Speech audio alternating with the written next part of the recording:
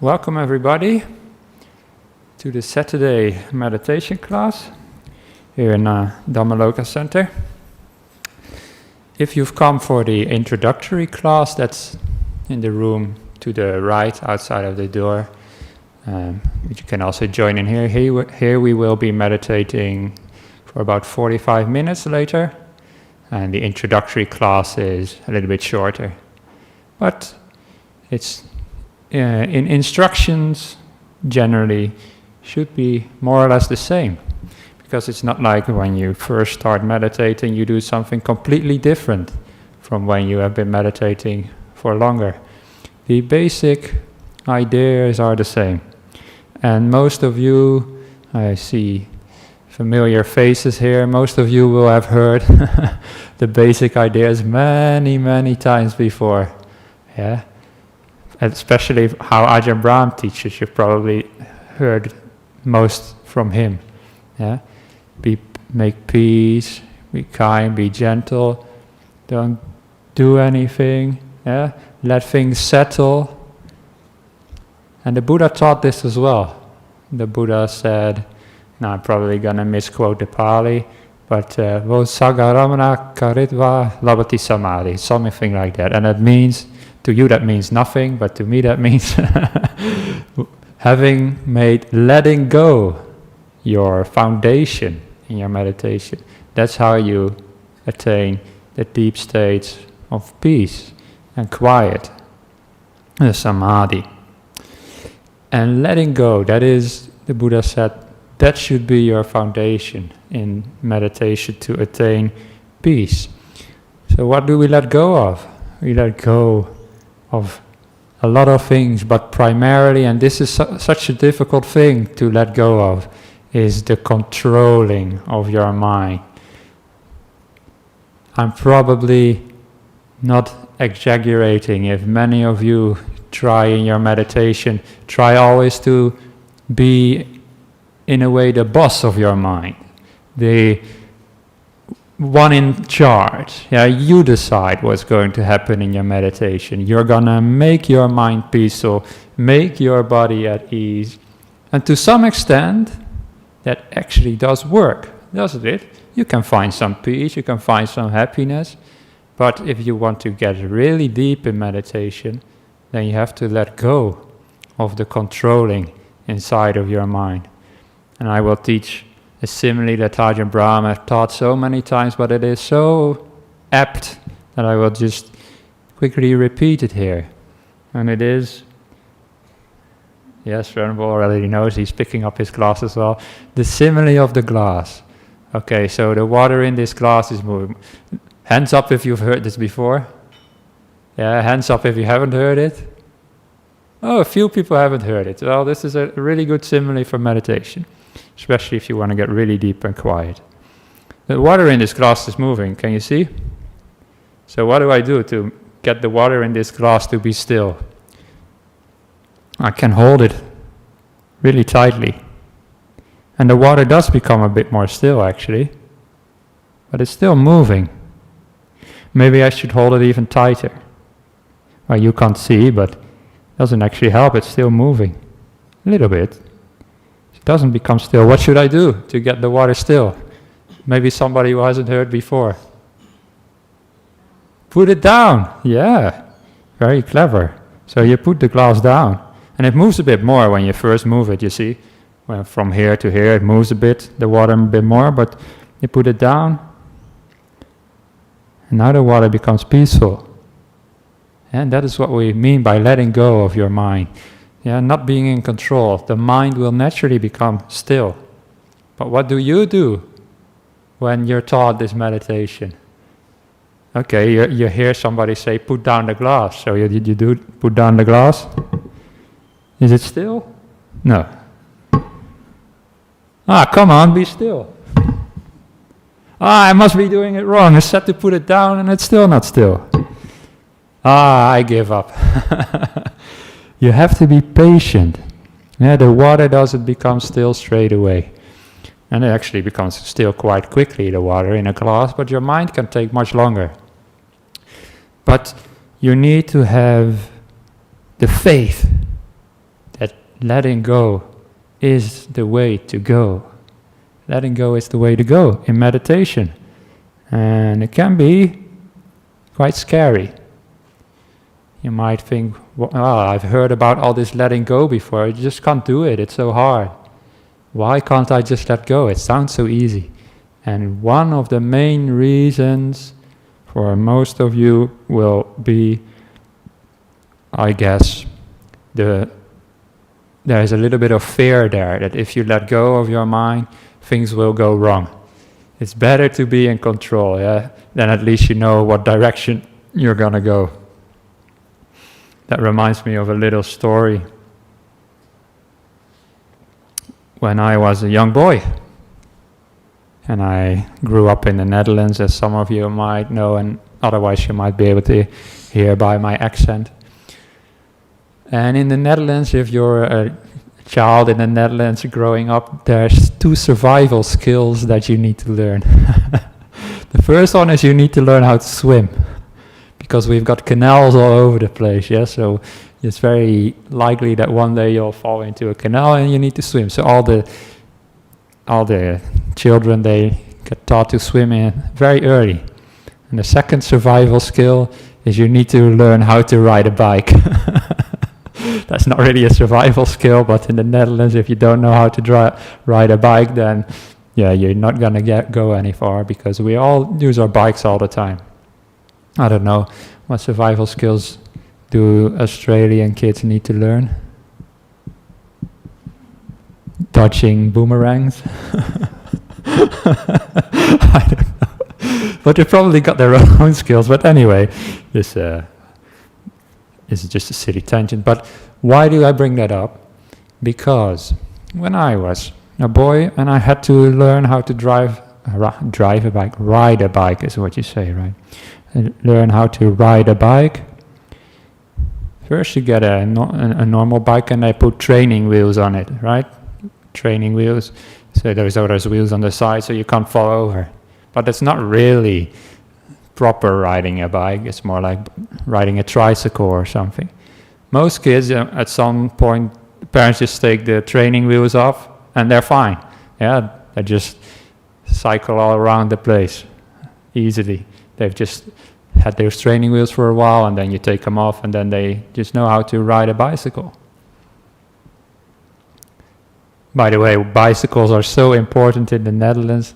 I studied in engineering, and in our university we even had a bicycle laboratory in the engineering facility. That's so how important bicycles are. So maybe I got lots of bicycle stories, but this story, when my parents took my training wheels off, my father decided, he might fall in his bike. So what I'm going to do, might fall on his bike. So what I'm going to do is I walk beside him, beside me, while I was first time without the training wheels. And I remember this very clearly, and because it took a long time, and my father was walking beside me, and I was driving the bicycle, and I was always falling over. And my father was like this around me, trying to stop me from falling over. He's very protective of his little boy, of course, right? He doesn't want to hurt him. So he's in a way trying to control that he doesn't fall, right? You see where I'm going with this, with the mind.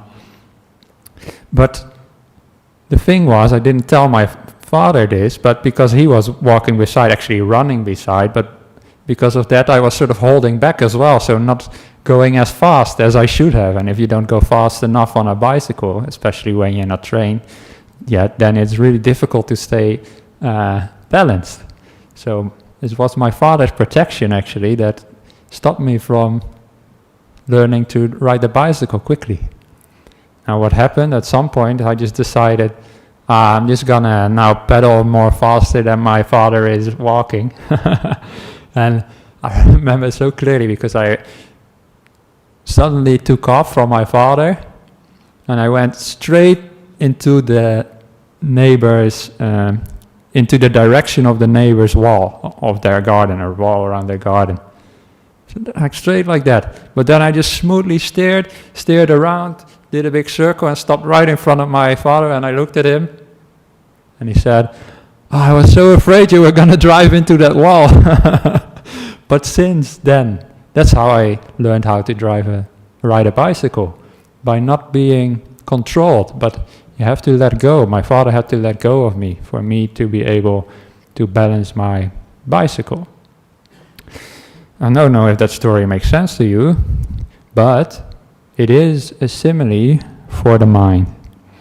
If you are always trying to balance your mind, keep it in control, like my father was trying to keep me balanced on my bicycle, then your mind will never really be able to learn how to find that balance and peace, because you have to let go. You have to step back and let the mind sort itself out. Why is that? Well, there's a lot of deep answers we can give to that, but it has to do with the sense of self that the Buddha so often talked about. The sense of self is always messing things up because it's actually an illusion. We think we're in control of the mind, but actually we're not. So if you step back and let the sense of self fade away slowly, then the mind takes over. And when that happens, it's like putting down the glass. And at first, your mind might move more than before. You think, I should have just kept hold of it. It was moving much less then. But then you never get true stillness. You get a lot of stillness and peace that way, by holding your mind, by control. But if you want a real peace, then you have to let go. That's why Ajahn Brahm always teaches, relax, don't do anything. Let go, let the mind sort itself out. But just as my father was afraid to let go of me on my bicycle, you might be afraid to let go of your mind, because it's scary to do, actually. Because you need to let go of something that is very precious to you. The sense that you are always the thinker, the doer, the one who is the boss in the mind. But it's not like that. You are more like a passenger in the mind. Even that's not completely correct, but it's better to look at it like that. You are not behind the steering wheel of the mind. It's more like a driverless car. In the future there will be driverless cars without steering wheels even. I'm pretty sure there will be. Now they still have a wheel. That gives people the sense that they are in control, but probably at some point they will only be a wheel, but the wheel is not connected to anything. It gives people the feeling that they're still in control. But one day there won't be a wheel at all in the cars anymore. And that's what it's like if your meditation gets really deep. There's no steering wheel in your mind anymore. And the mind just does its own thing. And that becomes really peaceful, actually. It sounds really scary, maybe, to not be in control of your mind. But it is then when you find the real peace. And once you let go to a certain level, then that becomes natural in your meditation. And then it actually, you don't want to go back to controlling things, because you realize that by trying to suppress your defilements, trying to control your anger and so forth, you're only making things worse, especially for the long run. Maybe in the short run, a little bit of control can be okay from time to time, but if you want to go really far and deep on the path, you need to let go. If you want to go all the way to the end of the path of meditation, then you need to let go completely. The more you let go, the more peace you get. The more you control, the more you suffer. So, you need to learn to get some faith in the letting go. And letting go is not something that you can do. Because I just said, you let go, you don't control. So you can't do it. That is the oxymoron. And people think, oh yeah, then I will just do it. I will do the letting go. But that's not how it works.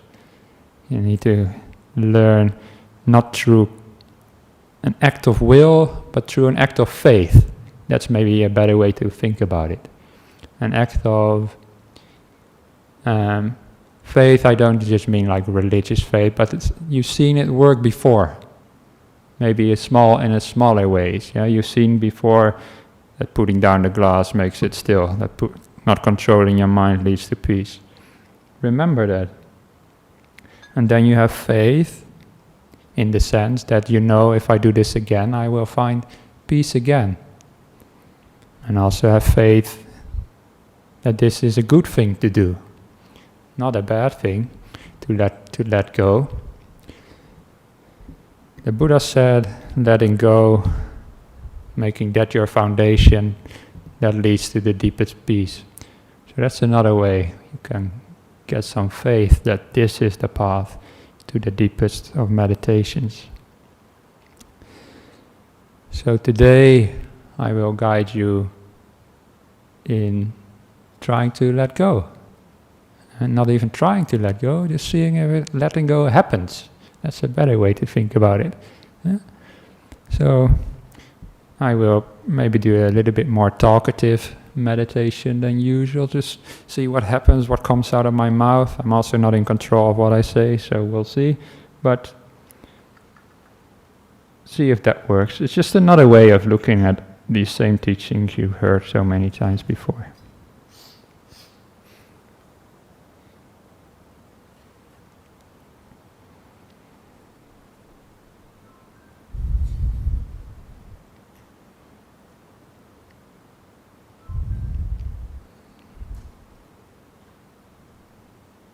Okay, dear friends, before we start, please all listen to the sound of this bell. Just make a little switch from my talk into now the formal meditation together.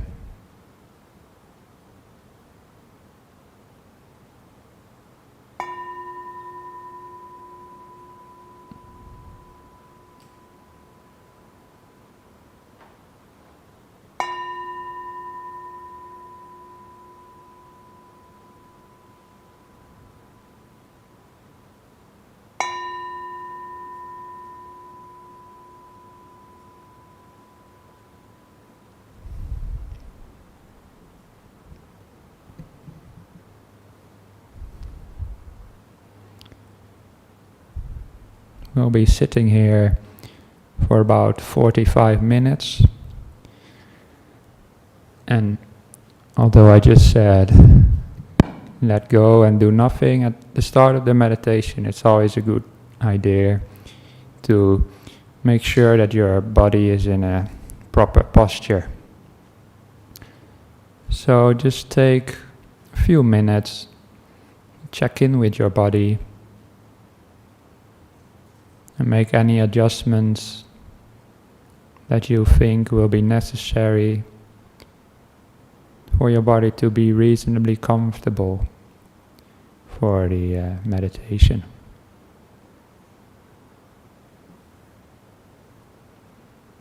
You might have to adjust your cushion or your chair, your legs, your clothes. Don't rush this part of the meditation.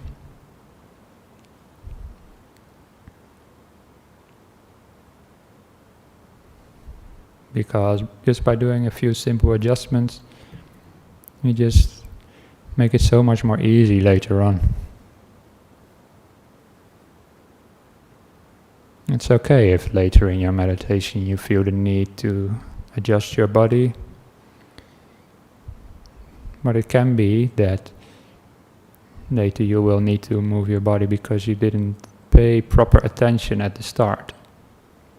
You didn't set it up properly.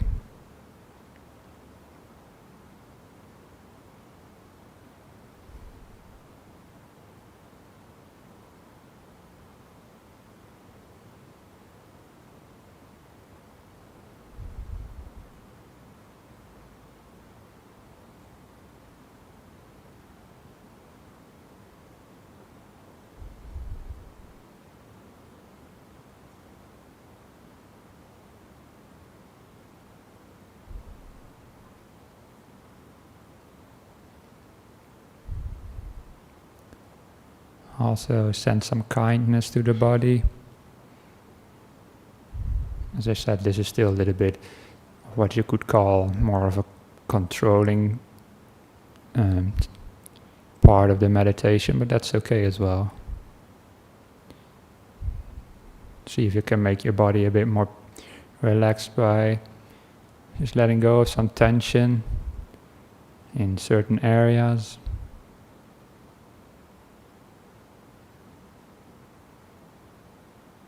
Make sure you have a good relationship with your body. By that I mean, be kind to it. We all get sick, we all get aches. But our bodies are good enough because we're here. We're able to meditate. That's good enough.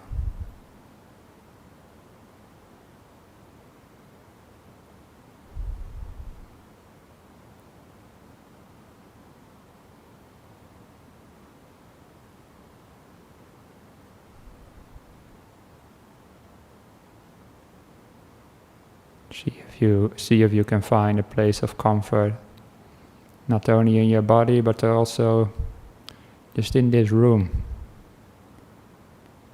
You're very welcome here. It's all very kind people with the best intentions. Nobody's gonna harm you here. Nothing bad's gonna happen here.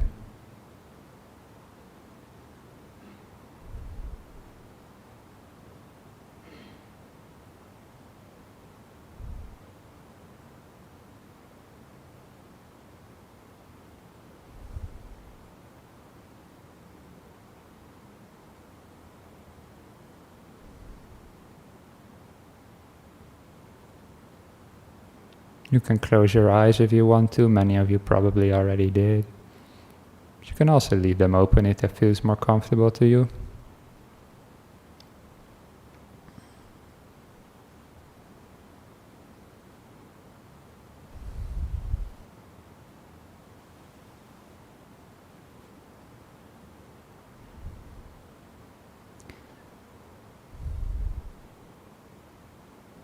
You can stay with your body if you want to, relaxing your body further. But you can also follow me along in the guided meditation of letting go, of not doing anything, not controlling anything.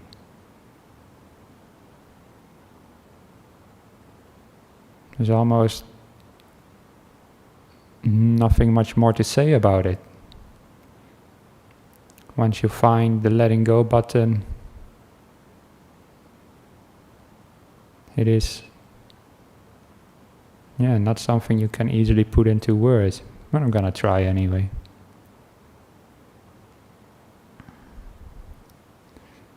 Just let your mind do whatever it is inclined to it. You don't judge it.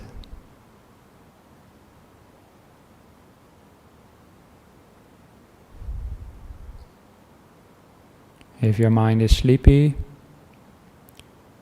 just let it be sleepy.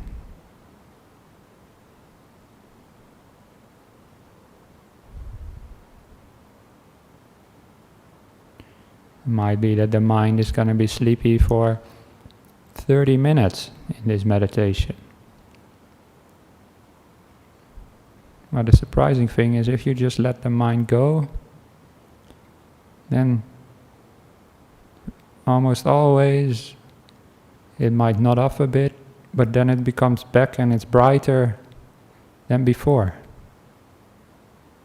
Because you were just giving your mind that rest by not interfering, by not stirring up the water.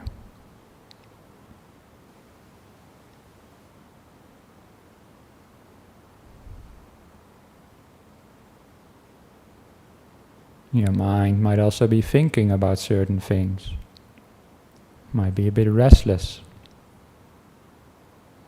Think about the past or the future usually. Think about the meditation maybe. That's alright, we're not judging it.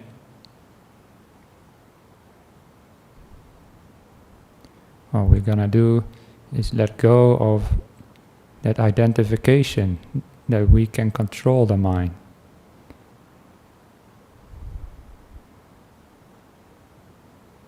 Just let the mind be. These are just things arising and passing away. It's nothing to do with you. You can step back from the contents of the mind.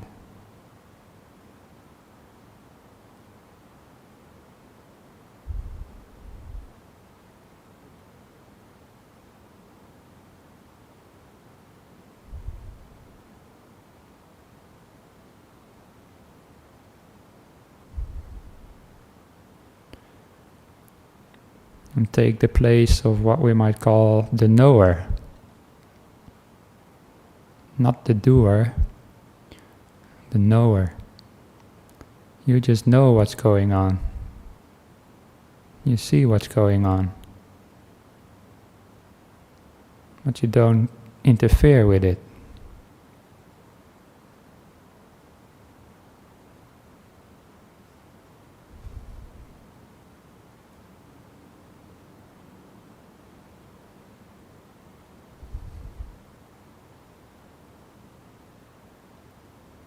You can only do this if you have no judgments about the contents of your mind. If you think the contents of your mind are bad, then you will try to change them, get rid of them.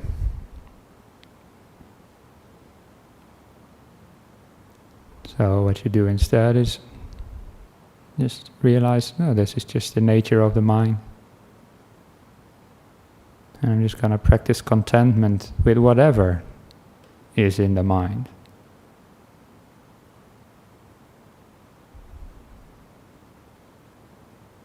Sleepiness, restlessness, maybe annoyance, whatever.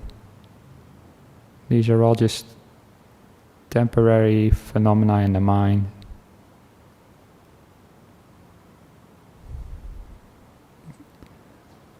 We don't need to identify with them or try and change them. At least that's not what we're doing in this meditation session.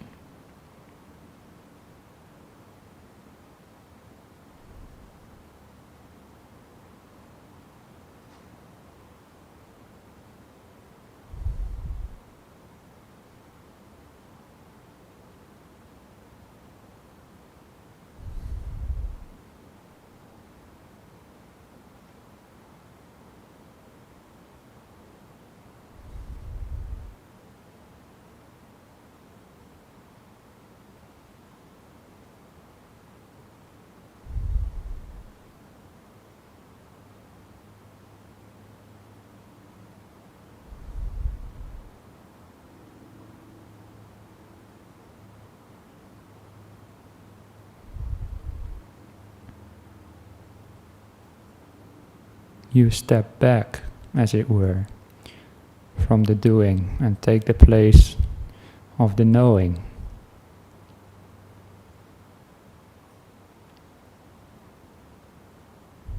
It's like watching the clouds roll by. No one can control the shape of the clouds, so why even try? Only a fool would do that. Likewise, all these thoughts, emotions, feelings in your mind and in your body as well. They're just clouds. Clouds rolling by in all sorts of sizes and shapes. There's rain clouds, there's thunder clouds, there's also nice puffy summer clouds, but they're all just clouds. just water vapor. And so too, all these thoughts and emotions don't really have any essence to them. And they'll move away by themselves.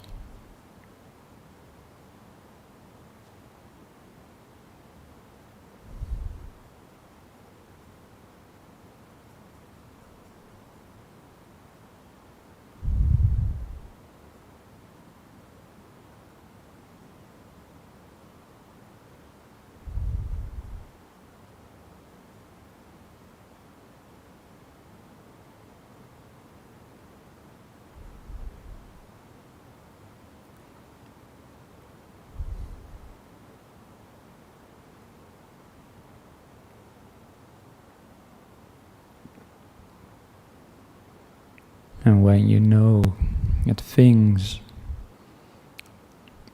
come and go like clouds, then you also will know that you don't own them. Nobody ever said, "This is my cloud," and put a name on it. Said, "This is Sunyo's cloud, don't everybody else ever touch it." That will be foolish, because we know the cloud not gonna last anyway. Same with all these contents of our mind and body.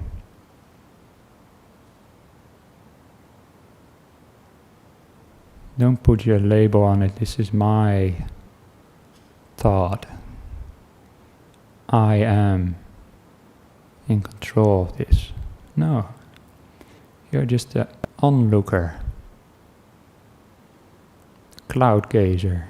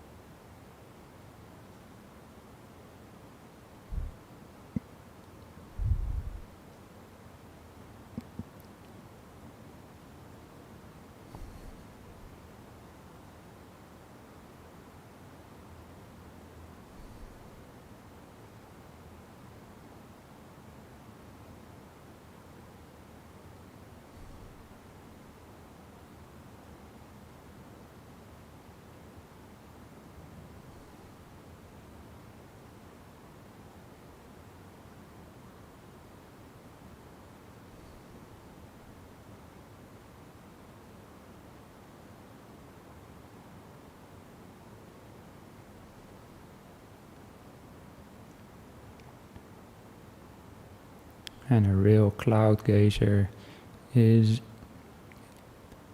not partial to what kind of clouds there are. All clouds are equal. So we don't try to get rid of certain thoughts. Just letting them all be.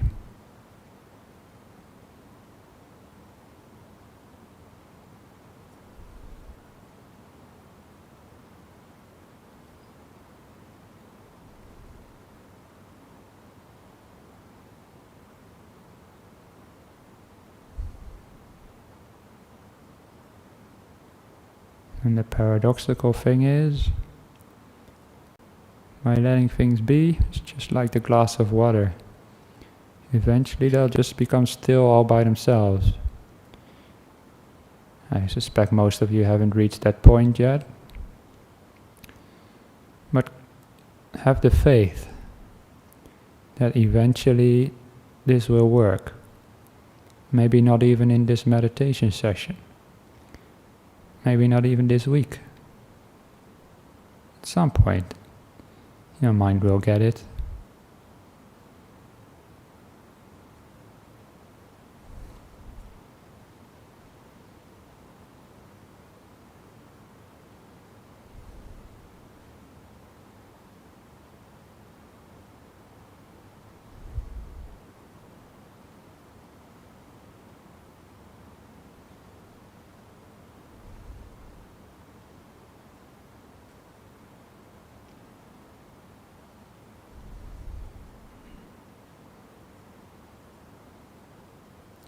If you feel these instructions so far are helpful for you, or if you do have the faith that they will eventually work out, please keep meditating in this way.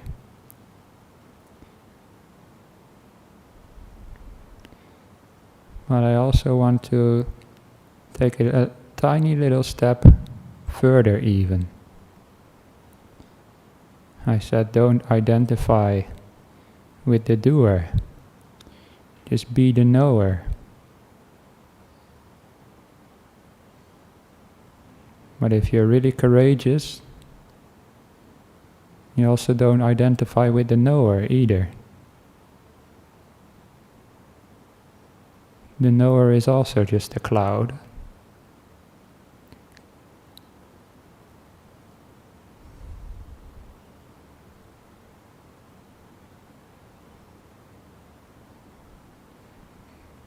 And then, whether it be the contents of the mind, or the mind itself, the knowing or the doing,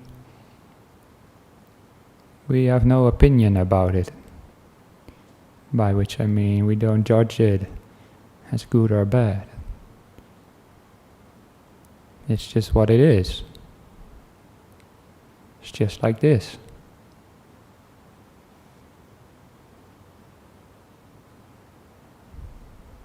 This is the present moment.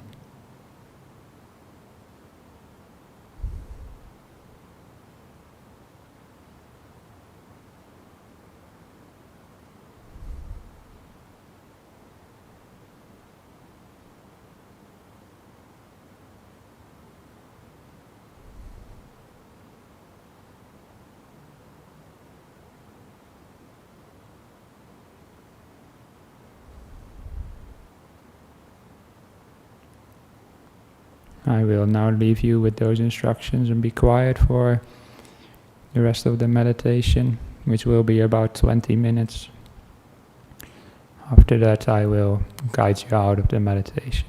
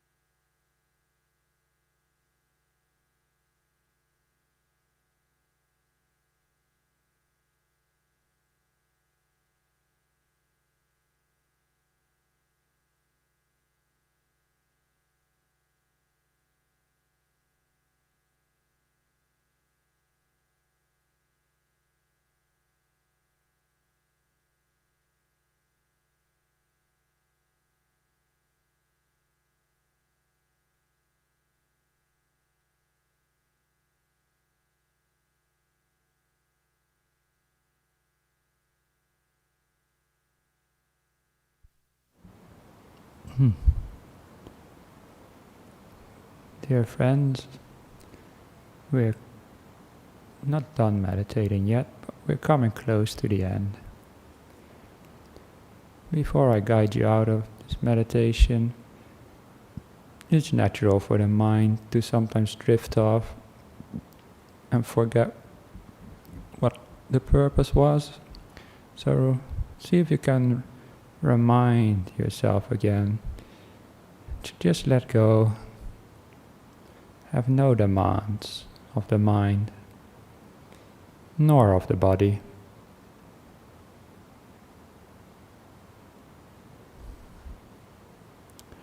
To just allow whatever is.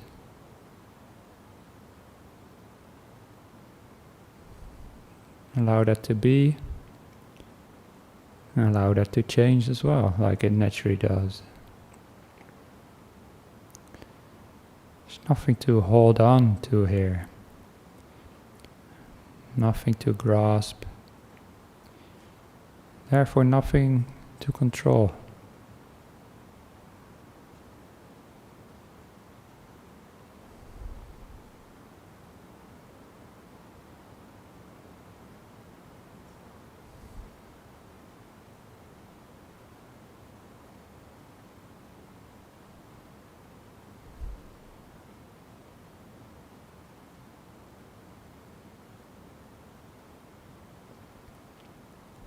I would now invite you to reflect back upon this meditation, or reflect upon how you feel now.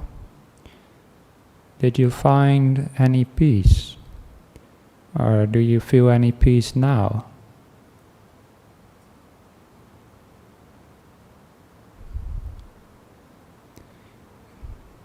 Peace from letting go. If usually you meditate a bit more controlling, like really focusing on your breath or trying to spread the energy through your body or noting or whatever, more active way of meditating,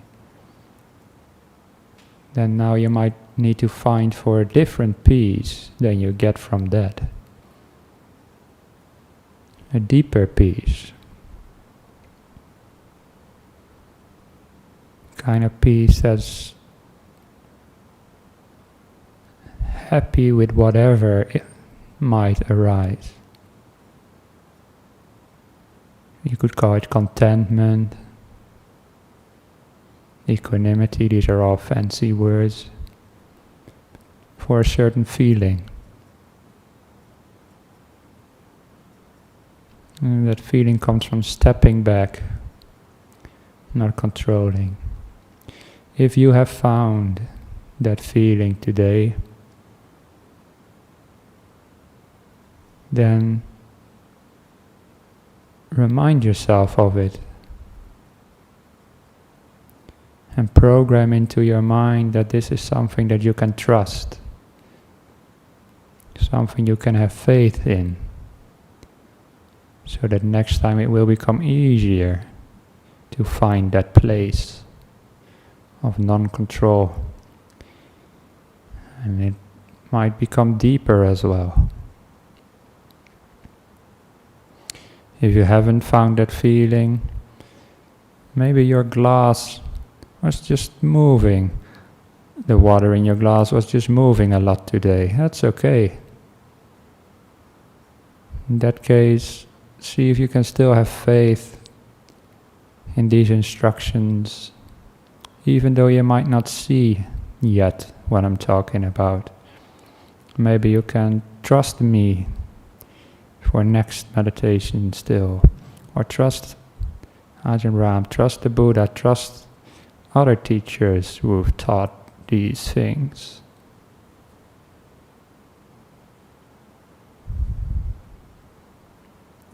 Most important of all, whether or not you found some peace, at the end of the meditation always have gratitude towards your mind and your effort. wow, you sat here for an hour, you're sitting still, 45 minutes just with your eyes closed, trying to do something that's not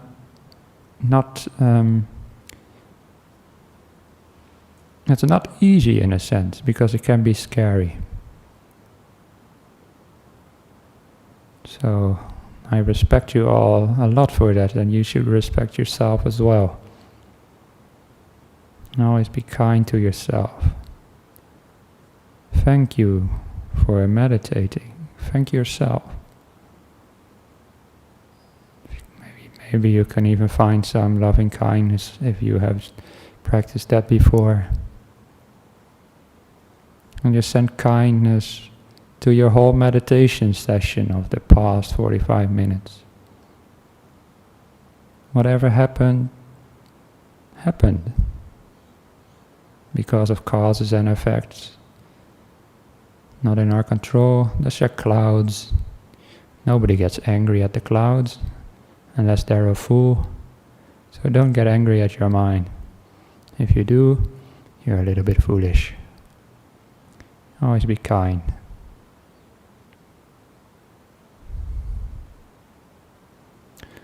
I will now invite the bell at the end of the third ring. It's time to let that bell guide you out of the meditation.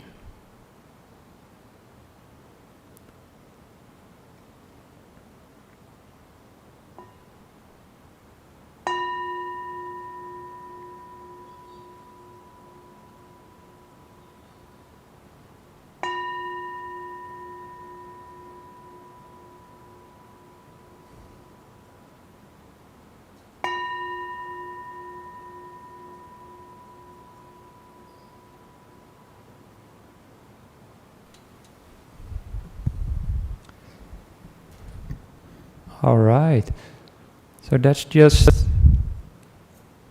another way to look at all those instructions that most of you have heard before. It's just a little different perspective, but the general idea is not different. The general idea is exactly the same. Instead of letting go.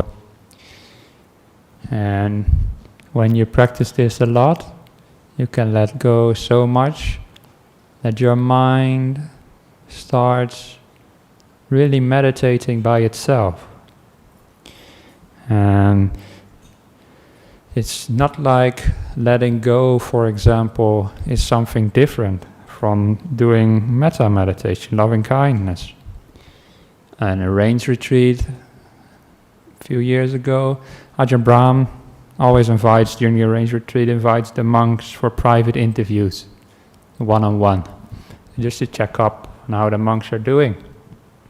And that time I went into Ajahn Brahm's little office where he does those interviews, and he asked me, even before I had the chance to pay respects, if I recall correctly, he said, "Have you been doing lots of metta meditation, Sunyo?" Yeah, and I was surprised at first, like, wow, why does he know why does he ask this? But he could see. But it was not the case that I was doing metta meditation. I replied to Ajahn Brahm, yeah, but it's because I can't help it. And he knew exactly what I meant. I didn't need to explain any further, but I'll explain further to you. When I sit down, and it still happens very often, I sit down, I don't control my mind, I don't set a goal for my meditation, like it's gotta be like this or like that. I sit down, I let that go, and what happens? Loving kindness comes up, or compassion comes up, or equanimity comes up, or joy comes up. All these meditation so-called methods that we've been taught, they all flourish in their true depths, through letting go, because they come by themselves. And you have real metta, then there's no sense of self involved. It's not like you or the one who does the metta, the loving kindness, or the love, you could just call it love. It just comes up naturally. It's not a choice anymore. So letting go is also a form of kindness as well. All these things are intertwined, and we're just using words to point at some deeper truths. And I hope these words today have been useful to you. If not, again, have faith, keep following these instructions, and one day you might understand what I've been talking about, and then one day you'll be like my father who found the courage to let go of his little boy on the bike. Maybe he'll crash into the wall. Okay, if so, let it happen. But of course it doesn't happen, because by letting go I actually learned how to ride a bike and actually avoided the wall. So you too, let go of your mind. Yeah, it might crash into a wall, you feel, but it won't. It'll all come out fine. So thank you for your attention. Then now, usually, people can ask questions. If you have any questions, then now is the time. If you don't have any questions, then you let go very well. If you let go, all the questions disappear as well, you know. Most questions just come from doubt and restlessness and thinking a lot. Most of them, not all of them. But even online we have very few questions today. I'm actually happy about that. I'm not disappointed, because to me that is a signal that this was actually a helpful meditation. That's how I prefer to look at it anyway. Maybe everybody online just logged off like, this is useless, so no questions there for what. Always look at the positive.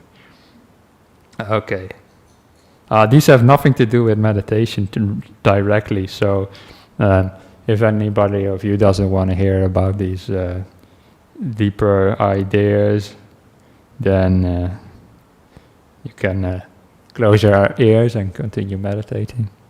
First question is from Heidelram Castle, or that sounds more like a place, but okay, that's probably your name, I'm sorry.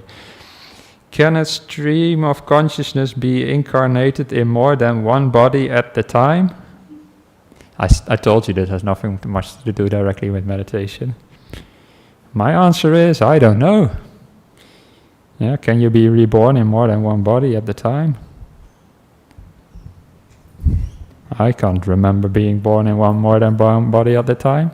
It seems to me a bit strange that would happen. I don't know. That's my answer. Sorry. Probably not, but yeah, why are you asking a question you could ask? Is it just a theoretical idea? What are you trying to get out of it? I'm not trying to be like an annoying teacher here, or you call it facetious or something. I'm not trying to be like the clever guy, but yeah, why is this question relevant to you? I would ask. Do you have the feeling that you were born in more than one body? Then it might be relevant. But if it's just a theoretical question, which I suspect it is, then it might just be better to let go of. And that is not just to dodge the question, but because actually, as just before I said, many questions just come from doubt and restlessness, and just find peace instead. So these questions are actually helpful in progressing you on the path or not. And you can answer that for yourself better than I can. This is from Aryavati from Sri Lanka. Well, you should have plenty of monks teaching meditation there. Why you're joining the Australian one? Okay. Ayubawan. And also Suba Alut Avrudagweva. Means Happy New Year. That's all I know in Sri Lanka. And in Thai I only know how to say good morning and toilet. That's all I know in Thai. Could you explain how the sixth sense base operates when someone is in jhana? This is all very technical. Is there manasikara with ekagata? How does it happen without chetana? Okay, these are all very technical terms. That's probably because it's somebody from Sri Lanka. They're usually very well read in the suttas. Okay, so basically ask, how is this sixth jhana? How is the mind in the sixth jhana? No, sorry, I was the sixth sense, so that is the mind. In Buddhism we have not 5 senses, but 6, so the mind is what we call the 6, yeah? You have the seeing, hearing, smelling, tasting, touching, which are classical 5. Then the Buddha realized, there's also the mind, yeah, the thoughts, the feelings, the emotions, the knowing, which is also one of the senses. So that's the 6th sense.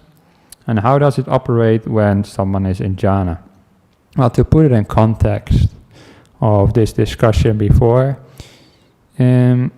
I guided you and these people here to let go of the sense of control, to be less of an agent in meditation, less of the boss, less of the controller. And the more you let go of being the controller, the more peace you'll find. And in the jhanas, you've completely let go of all sense of control. So the jhanas happen by themselves. As you cannot force your mind into jhana, you also cannot get your mind out of jhana, because you are not there in control anymore. Not only are you not in control, when at the end I said also don't identify with the knower, you're also not the knower in jhana. In jhana, this idea of me being a meditator, Sunyo who is in control of the mind, that idea is gone. Because this are some deep ideas. Sorry if you're just coming here for the first time and you'll get all these deep ideas of Buddhism straight away. That idea of the me, the meditator, the Sunyo, that idea is a delusion. It's actually not real. It is comes from not seeing the world as it really is. By the world I mean not just the outside world, but also the internal world of the mind. And in jhana your mind is temporarily without delusion. It's temporarily just like the mind of the Buddha.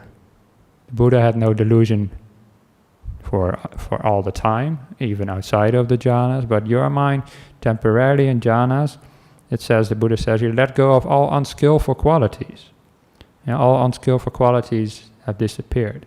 And that includes the sense of self. The sense of self is also an unskillful quality. It underlies all the restlessness and ill will, but it also underlies the sense of control. So this is how the mind operates in jhana. It operates by itself. So it does happen without any intention on your part. You are not the one who controls the mind.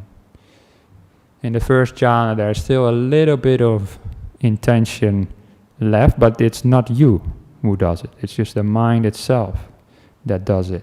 And you don't identify with it. Just like I said, metta just came automatically. It was not me doing it. That's a little bit similar to how it's in the jhana. There's the mind, there's the will, but it's not you doing it. It's just the mind doing it itself. However, this we can talk about for a long time, but there is no substitute for experiencing this, because it's just hard to describe really how it actually operates. And it's better not to try to have an idea of what the jhana will be like. The Buddha said, whatever you think it will be different.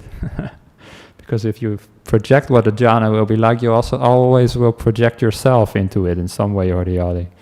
You'll see of it as a sense of self. You think you are the knower there, or you are still there in a sense, but it's not like that. So instead of trying to imagine what jhanas are like, it's better to focus on the way to the jhanas. And that's what I've done today. As the Buddha said, I'll repeat once more, letting go, making that your foundation, that's what leads to the jhanas. So in the jhanas, you've completely let go of all the defilements, all the sense of self as well. And to get there, just let go more and more. There's nothing worth holding on to, the Buddha said as well. This is one of these very pithy, this is like small quotes which are so powerful. Nothing is worth holding on to. Nothing. So why are we holding on all the time, yeah? Like this glass of water. Why are you keeping it so tight? Well, that is very natural because we are just attached to it. And we are afraid to let go of the control. We are afraid to let go of the mind as well. So it's not judging ourselves for holding on, but gradually we learn, yeah, that there's nothing worth holding on to. And if you don't hold on to anything, then you get the highest peace, because it's always the holding, the grasping, the attachment, the craving, the wanting. So many words, but they all lead to suffering in the end. Letting go of everything, then you'll find the highest peace, which is even deeper peace than the jhanas, which is the peace of Nibbana. And that's what I practice for, and I hope that's what you all practice for as well. And we'll find out one day what that means. And then all questions disappear. And now I'll also make all questions disappear. There we go. All right. Thank you all for listening. Let's now pay respects to the Buddha, Dhamma, and Sangha.